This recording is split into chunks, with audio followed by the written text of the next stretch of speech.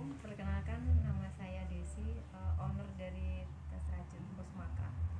Oke, begitu.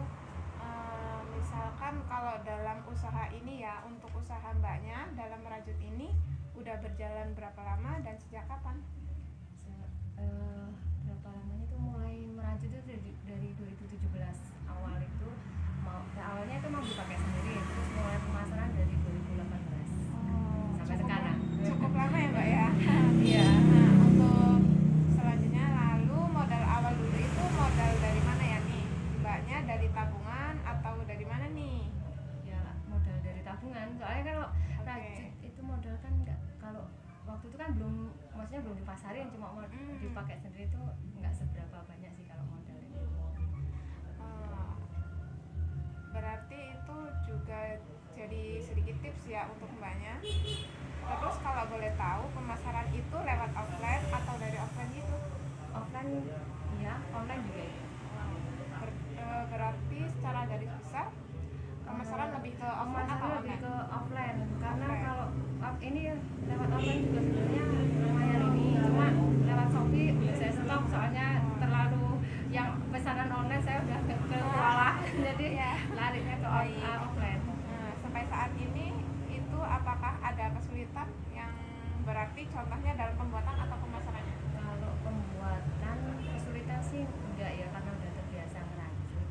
Tapi yang ini nih agak ke pemasaran.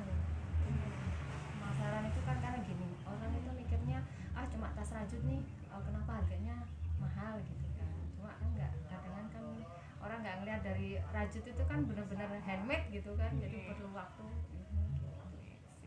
Sama kurang ini sih, kalau saya ini kurang tenaga kerja. Kendalanya di tenaga kerja. Soalnya semuanya dikerjain sendiri. Jadi begitu pemesanan banyak, nggak Saya- mesti semua selesai dalam waktu yang Iya, cukup kadang singkat. kan ada orang yang minta cuma saya harus dipakai tanggal sekian, sedangkan yang orderan sebelumnya juga kan masih ini. Gitu. Nah, untuk pendapatan atau keuntungan omsetnya kira-kira mencapai angka berapa nih? Kalau yang normalnya adalah, maksudnya yang nggak terlalu lama lah, setiap bulan itu ya dari 800 sampai 1 juta. Itu cukup banyak. Yang terakhir, mbaknya ini motivasi diri mbaknya sehingga dapat mengembangkan usaha tas rajut ini apa? Awalnya sih cuma dipakai sendiri karena dari Hobi, hobi sih, ya. terus kok unik gitu dipakai, terus ternyata setelah dipakai kok banyak orang yang mau, yang minat, ya akhirnya ya udah ini peluang Jadi, usaha nih gitu kan, peluang jadi usaha iseng-iseng jadi usaha besar.